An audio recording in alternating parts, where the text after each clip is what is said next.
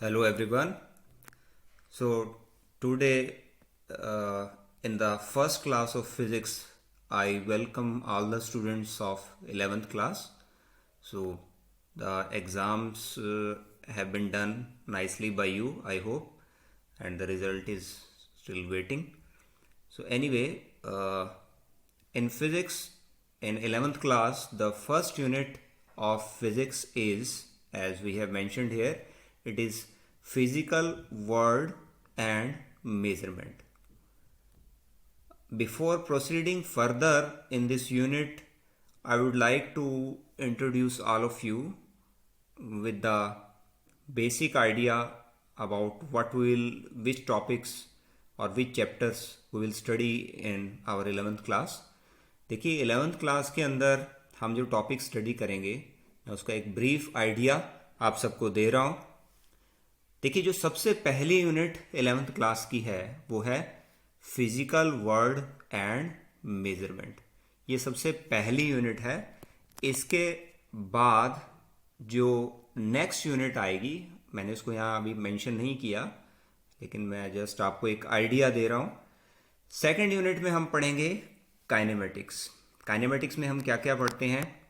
हम काइनेमेटिक्स में motion in one dimension पढ़ते हैं, मोशन इन टू डायमेंशन पढ़ते हैं, velocity, acceleration, frame of reference, relative motion, relative velocity, ये सब कंसेप्ट हम फर्स्ट यूनिट में पढ़ते हैं. सेकेंड यूनिट जो उसके बाद हम स्टडी करेंगे वो है थर्ड यूनिट है हमारी लॉज ऑफ मोशन. न्यूटन के जो लॉज हैं, जो हम 10th क्लास में अच्छे से पढ़ चुके हैं, उन लॉज को हम थोड़ा सा और डिटेल में और टेक्निकली उनके एप्लीकेशंस भी स्टडी करेंगे. उसके बाद है चौथी यूनिट है work energy power. Work energy power में नाम से ही पता चल रहा है, तीन टर्म्स बेसिकली आ रही हैं, वर्क, एनर्जी एंड पावर, जिनको हम स्टडी करेंगे. उसके बाद है फिफ्थ यूनिट है रोटेशनल मोशन, रोटेटरी मोशन. ये भी मैकेनिक्स का एक पार्ट है. जितने भी टॉपिक्स मैं अभी आपको बता रहा हूँ, ये सब टॉपिक्स या सब चैप्टर्स मैकेनिक्स में आते हैं. उसके बाद अगला जो चैप्टर है वो है ग्रेविटेशन का. ग्रेविटेशन में हम gravitational field, gravitational effects, gravitational force के बारे में, escape velocity, orbital velocity, satellite, launching of satellite, ये सब चीज़ें पढ़ेंगे. उसके बाद है next unit properties of matter, जिसमें हमारी जो मैटर हैं, सॉलिड्स, लिक्विड्स एंड गैसेस, इससे रिलेटेड जो डिफरेंट प्रॉपर्टीज हैं, विस्कोसिटी, इलास्टिसिटी, डेंसिटी और surface tension, capillary action, fluids at rest, fluids in motion, ये सब चीज़ें हम उसमें पढ़ेंगे. उसके बाद हीट एंड थर्मोडाइनमिक्स हमारी नेक्स्ट यूनिट रहेगी. उसके अंदर हम हीट के बारे में, थर्मोडाइनमिक्स के बारे में पढ़ेंगे. और उसके बाद फिर जो नेक्स्ट हमारी यूनिट है वो होगी kinetic theory of gases. Kinetic theory of gases के अंदर हम गैसेस, जो हमारी गैसेस हैं, उनके जो पार्टिकल्स हैं, उनके मोशन को हम स्टडी करेंगे. और उसके बाद जो लास्ट हमारा टॉपिक, लास्ट चैप्टर होगा वो है ऑसिलेशंस एंड वेव्स, जिसके अंदर हम वेव का कंसेप्ट क्या है, ऑसिलेटिंग बॉडीज जो है, ऑसिलेशन कितनी तरह के होते हैं, ये सब चीज़ें हम पढ़ेंगे. तो बिना ज़्यादा टाइम लिए हम प्रोसीड कर रहे हैं हमारी जो फर्स्ट यूनिट है उसकी ओर. देखिए जो हमारी फर्स्ट यूनिट है वो क्या है? Physical world and measurement. देखिए इस यूनिट के अंदर इसको हम बेसिकली दो पार्ट्स में डिवाइड कर सकते हैं, physical world and second part है units and measurement. Physical world में हम क्या पढ़ेंगे? फिजिक्स क्या है, फंडामेंटल फोर्सेस जो नेचर में एग्जिस्ट करते हैं वो क्या है, कंजर्वेशन लॉज, जो लॉज हमारे बेसिकली जो 4 लॉज ऑफ कंजर्वेशन है उनको हम पढ़ेंगे. देखिए और यूनिट्स एंड मेजरमेंट में हम क्या पढ़ेंगे? मेजरमेंट क्या होता है, उसकी ज़रूरत क्या होती है, नीड फॉर मेजरमेंट, और मेजरमेंट को करने के लिए यूनिट्स कौन कौन सी होती हैं, fundamental and derived units, system of units, accuracy and precision, dimensions के बारे में पढ़ेंगे. डायमेंशनल एनालिसिस अपने आप में एक बहुत इंपॉर्टेंट टॉपिक है फर्स्ट यूनिट का. ये पूरा डायमेंशनल एनालिसिस के टॉपिक हैं, dimensions of physical quantity, dimensional formulae and equations, derivation of dimensional formulae, और उसके बाद ये लास्ट टॉपिक है, ये भी मेजरमेंट का टॉपिक है, एरर एनालिसिस। तो अब देखिए इस यूनिट के अंदर हम सबसे पहले अभी जो पढ़ेंगे वो है फिजिक्स के बारे में, एक फंडामेंटल जो बेसिक डेफिनेशन है वो हम देखेंगे। उसके बाद ये जो दोनों टॉपिक हैं ये हम थोड़ा बाद में करेंगे, पहले हम ये सब टॉपिक्स करेंगे। मतलब हम बेसिकली अभी जो हम स्टार्ट करने जा रहे हैं वो ये वाला पार्ट स्टार्ट करने जा रहे हैं, यूनिट्स एंड मेजरमेंट। ओके, ये हम पहले क्यों कर रहे हैं, इसको बाद में क्यों करेंगे, उसका रीज़न ये है कि जो ये वाला पार्ट है इससे आप पहले से 10th क्लास से कुछ कुछ फैमिलियर हैं। जैसे आपने यूनिट्स के बारे में अच्छे से पढ़ा हुआ है, आप जानते हैं अच्छे से कि वेलोसिटी की यूनिट क्या होती है, मीटर पर सेकंड। एक्सेलरेशन की यूनिट क्या होती है, मीटर पर सेकंड स्क्वायर। फोर्स की यूनिट क्या होती है, न्यूटन होती है, डाइन होती है। तो कुछ कुछ सिस्टम के बारे में आपको जानकारी है, तो हम जो है वो ये सब चीज़ें पढ़ेंगे। ओके, सबसे पहले देखिए फिजिक्स को हम स्टडी कर रहे हैं, बेसिक डेफिनेशन फिजिक्स की। फिजिक्स क्या होती है, नेचर और नेचर से रिलेटेड जो फिनोमेनाज है उनकी स्टडी को हम फिजिक्स बोलते हैं। यहाँ पर हम डेफिनेशन जो लिखी हुई है उसको हम देख रहे हैं। It is the branch of science where we deal with nature's laws and their manifestation in various phenomenas of nature. Nature के जो लॉज हैं उनको स्टडी करना और उनकी जो मैनिफेस्टेशन है नेचर के अंदर। मैनिफेस्टेशन का मतलब होता है उनका प्रगट, मैनिफेस्टेशन वर्ड का मतलब है कि प्रकट होना। हमारे जो नेचर के लॉज हैं वो किस तरीके से मैनिफेस्ट होते हैं नेचर के अंदर। जैसे फॉर एग्जांपल हमने नेचर के अंदर जो फिनोमेनास पढ़े हैं, जैसे मैं 10th क्लास का ही एक एग्जांपल लेता हूँ। आपने छोटी क्लास में पढ़ा है कि जब सनराइज होता है या सनसेट होता है तो सन हमें रेडिश कलर का दिखाई देता है, और उसका कारण भी आपने 10th क्लास में पढ़ा था। It takes place due to phenomena of scattering of light. Scattering of light क्या बोलती है कि जो रेड कलर है उसकी वेवलेंथ सबसे ज़्यादा होने के कारण स्कैटरिंग लीस्ट होती है, सबसे कम होती है। तो जब सनराइज और सनसेट होता है तो बाकी जो कलर्स हैं वो तो स्कैटर सब ज़्यादा हो जाते हैं, लेकिन रेड सबसे कम स्कैटर होता है, इसलिए हमारी आंखों तक पहुंचता है। और सनराइज और सनसेट के समय जो सन है उस सन से जो रेज आ रही हैं वो एटमॉस्फेयर के ज़्यादा रीजन में से पास होती हैं, तो इसलिए बाकी कलर एटमॉस्फेयर के जो पार्टिकल्स हैं उनसे स्कैटर हो जाते हैं, रेड सबसे कम स्कैटर होता है, तो इसलिए हमारी आंखों तक पहुंचता है। तो इस तरह से हम नेचर के जो लॉज हैं और उनका जो मैनिफेस्टेशन हमारे चारों ओर नेचर में जो फिनोमेनाज हम ऑब्जर्व करते हैं। हमारी जो अर्थ है वो सन के चारों ओर रिवॉल्व कर रही है, हमारे जो इलेक्ट्रॉन्स हैं वो कॉन्टिन्यूसली न्यूक्लियस के चारों ओर रिवॉल्व कर रहे हैं। ऐसा ये सब क्यों हो रहा है, why they are revolving for infinite time. We are seeing that our planets are revolving around sun, and different atoms, there are billions of atoms in any object, and in each atom electrons are revolving around nucleus. So there are so many phenomena in the nature which we have studied.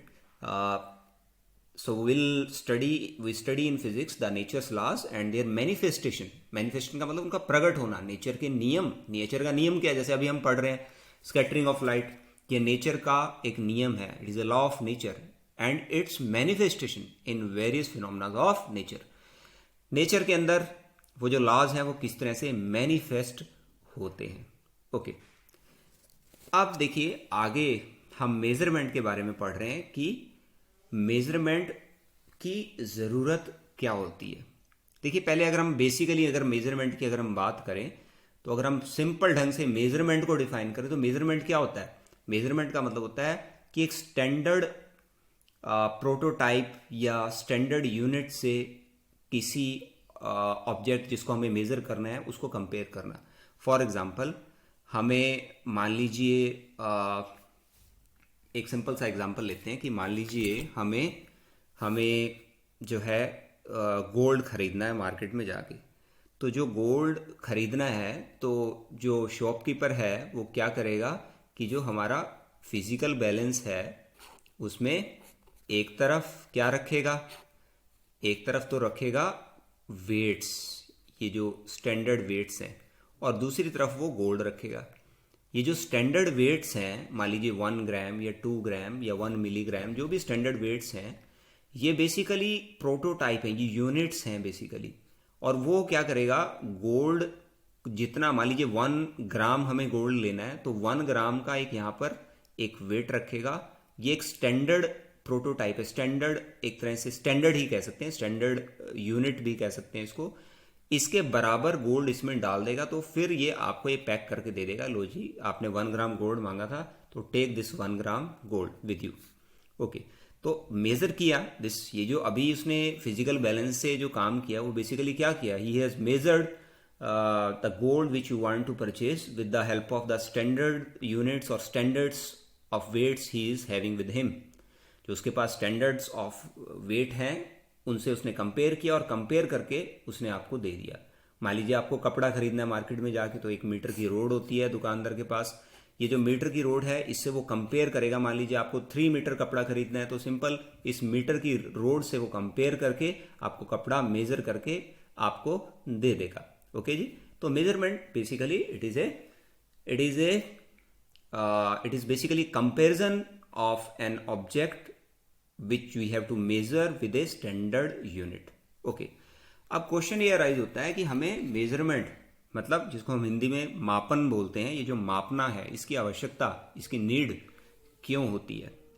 देखिए, I think this you can all understand very clearly, very nicely, कि being science student हमें तो measurement की जो need है उसको scientifically समझना ही है, लेकिन जो जनरल बीइंग्स हैं, जो नॉर्मल जो लोग हैं, जो लेमेंस हैं, जो ज़्यादा मेजरमेंट को टेक्निकली नहीं भी जानते, उनको भी मेजरमेंट की ज़रूरत अपनी डेली लाइफ में होती है। जैसे अभी हम बात कर रहे थे, एक व्यक्ति जो कपड़ा खरीदने मार्केट में गया, उसको उसने शॉपकीपर को ये बोला कि मुझे आप कपड़ा दे दीजिए, तो शॉपकीपर उसको बोलेगा कि मैं आपको कितना कपड़ा दूं, तो हमें बताना पड़ेगा ना, उसको बताना पड़ेगा।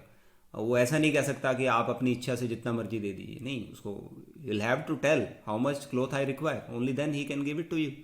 ओके, तो basically measurement is needed in every aspect of our life. हम कहीं भी कुछ भी करते हैं, कुछ भी खरीदने जाते हैं, मेजरमेंट के बिना हम टाइम मेज़र करते हैं, हम जो सुबह दूध खरीदने जाते हैं उसको मेज़र करते हैं, हम जो है हम कपड़ा खरीदने जाते हैं उसको मेज़र करते हैं, हम डेंसिटी को मेज़र करते हैं। फॉर एग्जांपल अगर हम डेंसिटी की बात करें, जैसे मान लीजिए एक लेमैन जो कि ज़्यादा फिजिक्स साइंस को नहीं जानता है, उससे अगर बात की जाए और उससे ये पूछा जाए कि पानी, मिल्क और हनी, वाटर, मिल्क और हनी में से कौन सा ज़्यादा गाढ़ा है, कौन सा ज़्यादा डेंस है, तो कह देगा कि हाँ ये तो बहुत आसान है, जो मिल्क होता है वो ज़्यादा डेंस होता है, और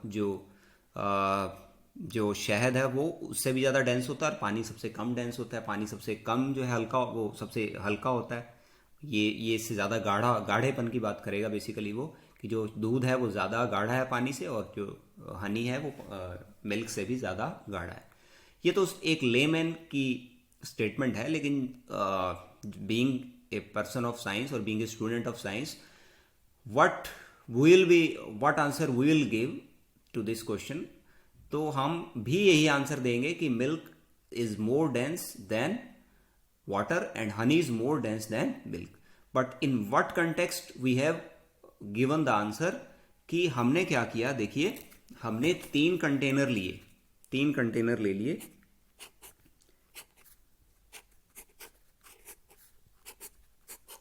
और इन 3 कंटेनर के अंदर बराबर volume of water, milk and honey इसमें डाल दिया। अब हमें ये पता है कि इन सबका वॉल्यूम मान लीजिए बराबर है, मान लीजिए सबका वॉल्यूम 1 लीटर है, ये भी 1 लीटर, ये भी 1 लीटर, ये भी 1 लीटर। अब हम क्या करेंगे, इनका मास मेजर कर लेंगे। हमने यहाँ वाटर का मास मेजर किया, मिल्क का मास मेजर किया, हनी का मास मेजर किया। मान लीजिए ये जो मास आया, सपोज ये मास आया 1 मिनट के लिए मान लीजिए कि लगभग मान लीजिए 200 ग्राम आया, और ये मान लीजिए 300 ग्राम आया, और ये 400 ग्राम आया। तो हमने देखा कि बराबर वॉल्यूम लेने पर ये तो 200 ग्राम मेजर, इसका मास तो आ रहा है 200 ग्राम, ये आ रहा है 300 ग्राम, और ये आ रहा है 400 gram. I am just taking example, please don't compare it with the standard values. आप ऐसा मत सोचिए कि आपने स्टैंडर्ड वैल्यूज से तो कंपेयर नहीं किया, और ये मैं आई एम जस्ट गिविंग एग्जाम्पल। तो इसका मतलब हम जानते हैं डेंसिटी जिसको हम रो से लिखते हैं वो क्या होता है, हमने 10th क्लास में पढ़ा हुआ है, ये क्या होता है, मास बाई वॉल्यूम। तो वॉल्यूम तो बराबर है, लेकिन इसकी डेंसिटी क्या आई 200 ग्राम पर लीटर, इसकी डेंसिटी क्या आई 300 ग्राम पर लीटर, इसकी डेंसिटी क्या आई 400 ग्राम पर लीटर। तो जो लेमैन था उसने एक सिंपल वर्ड्स में, एक लेमैन की जो लैंग्वेज है उसमें हमें समझा दिया कि मिल्क ज़्यादा गाढ़ा होता है और हनी सबसे ज़्यादा गाढ़ा होता है। लेकिन हमने फिजिक्स की लैंग्वेज में मेजरमेंट का सहारा लिया और उसकी हेल्प से ये प्रूव करके दिखाया कि देखिए हनी सबसे ज़्यादा गाढ़ा है, मिल्क उससे कम गाढ़ा है, और वाटर सबसे कम गाढ़ा है। तो इसका मतलब मेजरमेंट की ज़रूरत हमें लाइफ में हर स्टेप पे है और उसको हम स्किप नहीं कर सकते। लॉर्ड केल्विन जो एक साइंटिस्ट है उसने एक बड़ी अच्छी स्टेटमेंट दी है नीड फॉर मेजरमेंट के बारे में। When you can measure what you are speaking about and express it in numbers, you know something about it. But when you cannot measure it and express it in numbers, your knowledge is a meager and unsatisfactory kind. Lord Kelvin हमें ये बता रहे हैं कि जो अगर आप किसी चीज़ के बारे में जानते हैं, किसी कंसेप्ट के बारे में या किसी वस्तु के बारे में जानते हैं, और what you can measure, when you can measure what you are speaking, आप किसी ऑब्जेक्ट के बारे में जानते हैं और उसको आप मेजर करके उसको नंबर्स में लिख सकते हैं, you know something about it, तब हम मान सकते हैं कि आप उसके बारे में कुछ जानते हैं। But when you cannot measure it, लेकिन जब आप उसको मेजर नहीं कर पा रहे हैं, उसको नंबर्स में एक्सप्रेस नहीं कर पा रहे, तो आपका जो ज्ञान है that is a megger. Megger का मतलब बहुत कम, अल्प ज्ञान है आपका, एंड अनसेटिस्फैक्ट्री, वो संतुष्टि सेटिस्फाइड नहीं है, that will not satisfy others. Okay, further देखिए, अब हम जो फर्दर हमारी जो एक इम्पॉर्टेंट चीज़ की और हम बढ़ रहे हैं आगे, फिजिकल क्वांटिटी देखिए क्या होती है। फिजिकल क्वांटिटी किसको कहते हैं? डेफिनेशन हम पढ़ रहे हैं, a quantity which can be measured directly और indirectly and in terms of which laws of physics can be expressed is called a physical quantity. A quantity जिसको मेजर किया जा सके, कैसे? डायरेक्टली, या तो डायरेक्टली मेजर कर पाए या इनडायरेक्टली मेजर कर पाए, and in terms of which laws of physics can be expressed, और जिसके टर्म्स में हम फिजिक्स के लॉज को मेजर कर पाए। मतलब किसी भी फॉर्म में कोई भी ऐसी क्वांटिटी जिसको मैं डायरेक्टली या इनडायरेक्टली किसी भी मेथड से, जैसे फॉर एग्जांपल मुझे अगर एक टेबल की लेंथ मेजर करनी है तो I can measure with the help of A measuring scale, this is a direct method. Now what is indirect method? Suppose I have to measure the distance of moon from earth, then I cannot use, I don't have any scale with the help of which I can measure the distance. So there are some other methods which we will study. So these are indirect methods. So there are some direct methods and there are some indirect methods for measurement. Okay, अब हम physical quantities की types की बात कर रहे हैं। Physical quantities को हम बेसिकली दो कैटेगरी में डिवाइड कर सकते हैं। एक को हम बोलते हैं फंडामेंटल क्वांटिटी और दूसरी होती है डिराइव्ड क्वांटिटी। इसको समझाने से पहले या पढ़ने से पहले मैं थोड़ा सा बेसिक आइडिया दे देता हूं। देखिए, फंडामेंटल क्वांटिटी क्या होती है, फंडामेंटल, और दूसरी तरफ हम पढ़ रहे हैं डिराइव्ड क्वांटिटी क्या होती है। फंडामेंटल का मतलब होता है एक ऐसी क्वांटिटी जिसको डिफाइन करने के लिए आपको दूसरी क्वांटिटीज की सहायता ना लेनी पड़े। जैसे मास को डिफाइन करने के लिए आपको किसी और क्वांटिटी की जरूरत नहीं है। लेंथ को भी मेजर करने के लिए आपको किसी और क्वांटिटी का सहारा लेने की जरूरत नहीं है। टाइम, ये भी एक इंडिपेंडेंट क्वांटिटी है, एक बेसिक क्वांटिटी है जिसको हम फंडामेंटल क्वांटिटी कह सकते हैं। इसको मेजर करने के लिए भी आपको किसी और फिजिकल क्वांटिटी की आवश्यकता नहीं है। लेकिन अगर हम बात करें वेलोसिटी हम जानते हैं ये क्या होता है, rate of change of displacement. मतलब एक तरह से आप ये कह सकते हैं, सीधे सीधे शब्दों में डिस्प्लेसमेंट, अगर मैं बहुत साधारण शब्दों में लिखूं तो इसको हम ऐसे लिख सकते हैं, displacement by time, rate of, मतलब डिस्प्लेसमेंट क्या है, डिस्टेंस जैसा ही हो गया ना, डिस्प्लेसमेंट और डिस्टेंस में थोड़ा सा ही फर्क होता है। इट इज़ ए यूनिट, ये एक लेंथ का एक ऐसी फिजिकल क्वांटिटी है जो लेंथ मेजर करेगी, और ये टाइम है। तो मैंने लेंथ को टाइम से डिवाइड किया तब जाके मुझे वेलोसिटी मिली, मतलब मुझे दो क्वांटिटीज की हेल्प लेनी पड़ी, समझ रहे? मेरे पास एक ये क्वांटिटी तो लेंथ की है और ये क्वांटिटी टाइम है ही है, तो लेंथ को टाइम से डिवाइड किया तो मुझे वेलोसिटी मिली। इसी तरह से और हम बात करते हैं, जैसे मान लीजिए वर्क क्या होता है, force into displacement, force into displacement. तो मैंने फोर्स को डिस्प्लेसमेंट से मल्टीप्लाई किया तो मुझे क्या मिल गया, वर्क मिल गया। तो मुझे फोर्स की भी आवश्यकता पड़ी और डिस्प्लेसमेंट की आवश्यकता पड़ी, दोनों को मैंने मल्टीप्लाई किया तब जाके मुझे वर्क, जिसको मैं W से लिखता हूं, तब जाके मुझे वर्क मिला। तो I think it is clear to all of you. Fundamental quantity वो होती है जिसको डिफाइन करने के लिए, जिसको समझने के लिए हमें किसी और क्वांटिटी की सहायता ना लेनी पड़े। डिराइव्ड क्वांटिटी हम उस क्वांटिटी को बोलते हैं जिसको डिफाइन करने के लिए, जिसको समझने के लिए हमें किसी और क्वांटिटी की हेल्प भी लेनी पड़े, उसको हम बोलते हैं डिराइव्ड क्वांटिटी। ओके, अब हम इनकी थोड़ा सा डेफिनेशन देख लेते हैं। देखिए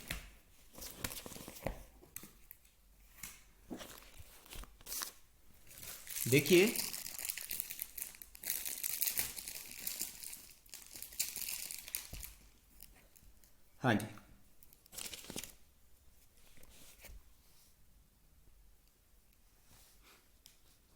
देखिए फंडामेंटल क्वांटिटी को हम पढ़ रहे हैं, क्या है, the physical quantity which are not defined making use of other physical quantities, जिनको डिफाइन करने के लिए, जिनको समझने के लिए हमें दूसरी फिजिकल क्वांटिटी की सहायता ना लेनी पड़े, ऐसी क्वांटिटीज को हम क्या बोलते हैं, fundamental quantities. For example mass, length and time. Derived quantity क्या होती है, the physical quantities which are defined making use of other physical quantities are called derived quantities. For example, velocity, acceleration and force. Okay. अब हम आगे बढ़ रहे हैं measuring process की ओर। मेजरिंग प्रोसेस क्या होता है, मेजरिंग का जो प्रोसेस है बेसिकली वो क्या होता है, हम इसके बारे में एक्चुअली अभी बात कर चुके हैं। देखिए, जैसे हमने अभी बात की थी कि मान लीजिए हमें कोई चीज़ खरीदनी है, मान लीजिए अभी हम बात कर रहे थे हमें गोल्ड खरीदना है, तो गोल्ड खरीदने के लिए हमें इसको मेज़र करना पड़ेगा, या जो शॉपकीपर है वो बेसिकली उसको जब बेचेगा तो उससे बेचने के लिए उसको मेज़र करेगा। तो मेज़रमेंट का जो प्रोसेस अपनाएगा वो कैसे अपनाएगा, उसने क्या लिए, स्टैंडर्ड यूनिट्स लिए, और इससे इसको जिस क्वांटिटी को जिस ऑब्जेक्ट को उसको मेज़र करना है उससे कंपेयर कर लिया। तो बेसिकली मेज़रमेंट का जो प्रोसेस है बेसिकली क्या, it is a process of comparison, किसी क्वांटिटी को किसी स्टैंडर्ड यूनिट से कंपेयर करना। देखिए क्या है, the measurement of a physical quantity is the process of comparing this quantity with a standard amount of physical quantity of same kind called its unit. मान लीजिए मुझे मिल्क खरीदना है, दूध खरीदना है, तो मुझे लीटर या 5 लीटर या 10 लीटर के जो स्टैंडर्ड यूनिट्स हैं वो चाहिए, या मान लीजिए हाफ लीटर का जो हमारा एक मेजरिंग डिब्बा होता है वो मुझे चाहिए। ऐसा नहीं हो सकता कि मुझे दूध खरीदना है, मिल्क खरीदना है तो उसके लिए मैं मीटर की रोड लूँ, या दुकानदार मेरे को उसको देने के लिए मीटर की रोड मुझे देखी, लो मीटर की रोड से मैं आपको मेज़र करके दे रहा हूँ। अगर मुझे लेंथ मेज़र करनी है तो मीटर की रोड चाहिए, अगर मुझे मिल्क मेज़र करना है तो मुझे वॉल्यूम के जो उसके कॉरस्पॉन्डिंग, क्योंकि जो दूध है, जो मिल्क है, उसको मेज़र करने के लिए मुझे वॉल्यूम के स्टैंडर्ड यूनिट चाहिए, इसलिए मुझे वो उस तरह के जो 1 लीटर या 2 लीटर या 5 लीटर के जो कैन्स हैं वो मुझे चाहिए। इस तरह से मुझे कपड़ा मेज़र करना है या मुझे टेबल की लेंथ मेज़र करनी है तो मुझे मीटर स्केल चाहिए। तो इसलिए ये बात यहाँ जो लिखी है, it is the process of comparing quantity with a standard amount of physical quantity of same kind. ये सेम काइंड बहुत इंपॉर्टेंट है। देखिए for measurement of a physical quantity we require two things, हमें दो चीज़ों की आवश्यकता होती है, unit in which quantity is measured, और सेकंड न्यूमेरिकल वैल्यू और मैग्नीट्यूड ऑफ दैट क्वांटिटी। जिस क्वांटिटी को मुझे मेजर करना है उसकी मुझे यूनिट चाहिए और न्यूमेरिकल वैल्यू चाहिए। जैसे पहले मैं इस फार्मूले को बाद में देखूंगा, पहले एक सिंपल एग्जांपल, मैंने एक ऑब्जेक्ट जिसका मास मेजर करना है, तो मास क्या होगी, फिजिकल क्वांटिटी, और जब मैंने मास मेजर किया तो मास कितना आया, 1 किलोग्राम। तो 1 किलोग्राम ये इसकी वैल्यू आ गई जो मेजरमेंट की, और इसी चीज को मैं कैसे लिख सकता हूं, 1000 ग्राम।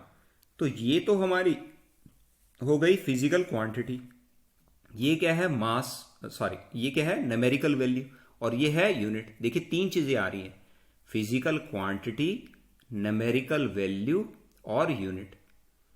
यहां फिजिकल क्वांटिटी क्या थी जिसको मेजर करना था, मास, और न्यूमेरिकल वैल्यू क्या आई 1, और यूनिट क्या है किलोग्राम। और यहां पर न्यूमेरिकल वैल्यू चेंज होके 1 की जगह क्या हो गया 1000, और यहां किलोग्राम की जगह चेंज होके क्या हो गया ग्राम। ओके, तो मास को या तो 1 किलोग्राम लिखेंगे या 1000 ग्राम। तो किसी भी क्वांटिटी को जब मेजर करते हैं तो उसमें उसको हम मेजरमेंट का जो प्रोसेस है उसको जब हम लिखते हैं मेजर करने के बाद, तो कैसे लिखते हैं, Q equal to n u. Q क्या है क्वांटिटी, एन क्या है नंबर, और यू क्या है unit. Okay, I think it is clear to. यहां पर ये 5 जो, या यहां पर देखें तो यहां 1 जो था वो एन था, किलोग्राम यू था, और जो मास था वो क्यू क्वांटिटी। अब देखिए किसी क्वांटिटी को जब मेजर करते हैं तो उसमें जब n की वैल्यू को मैं चेंज करता हूं तो u की वैल्यू ऑटोमेटिकली चेंज हो जाती है। जैसे यहां पर n कितना था 1, u कितना था किलोग्राम। अगर 1 हटा